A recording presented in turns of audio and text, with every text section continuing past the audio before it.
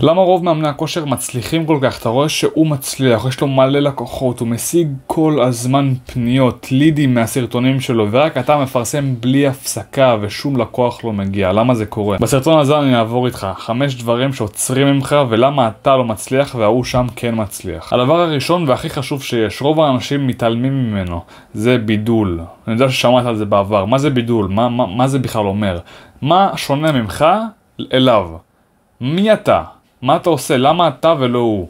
אתה יותר זול, יש לך מוצר יותר טוב, אתה יודע מה אתה יותר עושה, אתה יותר מומחה, אתה מוכר בצורה יותר טובה. צריך משהו שונה.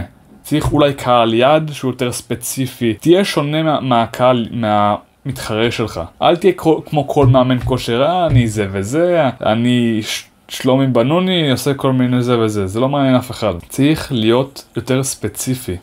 למה הלקוח דווקא יבוא אליך? למה לא אליו? אתה עוזר דווקא לאנשים בדיאטה. או, אתה עוזר לאנשים, נשים, דווקא נשים, לא גברים, רק נשים שאתה עוזר להם בעצם לרדת במשקל, ולהתגבר על הפחמימות. ככה המאמן הכושר האחר הוא לא משדר את זה. הוא אומר, אני אעזור לכולם, אני אעשה את זה. עכשיו אתה שונה ממנו. ההוא יש לו סיבה באמת לבוא אליך, כי אתה מיוחד. אתה יותר ספציפי. אתה נוגע בלקוח עצמו, הלקוח הספציפי הזה.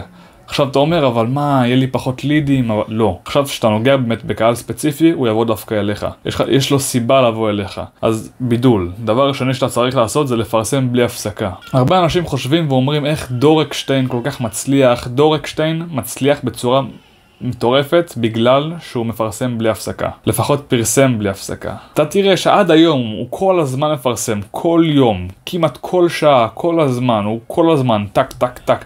הוא כבר התחיל, זה הרגל, הוא אוהב את זה. אתה רואה שבסטורי שלו הוא כל הזמן עונה על שאלות. הבן אדם חי באינסטגרם, הוא עושה את כל הדברים, הוא עונה על שאלות, אנשים מתחברים אליו. זה כל מיני זה ברנד, שאתה בעצם עושה דברים בלי הפסקה, שאתה כל הזמן באינסטגרם, אתה כל הזמן מעלה בלי הפסקה.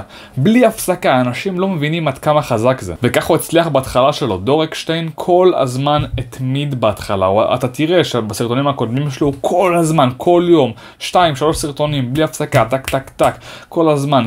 תוכן, תוכן, תוכן. דבר שלישי, שזה ממש מטורף, אנשים מתעלמים מזה. יש לנו 4 דברים בחיים. יש לנו זמן, כסף, אנרגיה וריכוז. אנשים אומרים רק שיש להם כסף, אנרגיה וזמן, אבל לא, יש לנו גם את הריכוז. כשאתה מתרכז, הכוח שלך להתרכז במשהו אחד יכול להשפיע על כל מה שיוצא לך ממנו. אם אתה מאמן כושר ואתה גם משווק למאמן כושר ואתה גם עוזר לאנשים לבנות דפי נחיתה, אז מה אתה עושה בזה, אחי? צריך להתמקד במשהו אחד יחיד. אתה משווק למאמן כושר. שאתה מדייק משהו בצורה ספציפית ושאתה חזק בו, אתה תצליח בו. דבר רביעי, זה לא לבזבז את הזמן שלך. אם יש לך הרגלים רעים, אם אתה כל הזמן עושה דברים שהם לא טובים, מעשן סמים, עושה את כל החרא הזה, תפסיק. כל מה שמעכב אותך תפסיק. אתה חייב להיות הכי טוב שיש. אתה מתחרה עם כל אחד.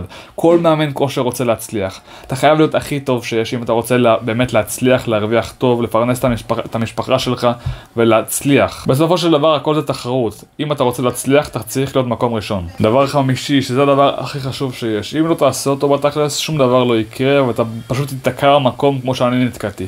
אתה צריך עזרה ממישהו אחר, מישהו שכבר הגשים את מה שאתה רוצה להגשים, לך אליו ותלמד ממנו. איך הוא הצליח להביא כמות כזאת של לקוחות, איך הוא מצליח כל כך, מרוויח כל כך, עושה כל כך הרבה דברים. לך אל הבחור הזה, תשאל אותו איך אתה עושה את זה, תלמד ממנו, אפילו תשלם לו אם צריך. ולך ותראה מה הולך איתו, איך הוא כזה מצליח. ואז ככה תלמד, תראה מה הוא עושה. שלח לי הודעה, כמובן, כי אני הכי טוב. אז אם אתה מעוניין, שלח לי הודעה ובוא נתחיל.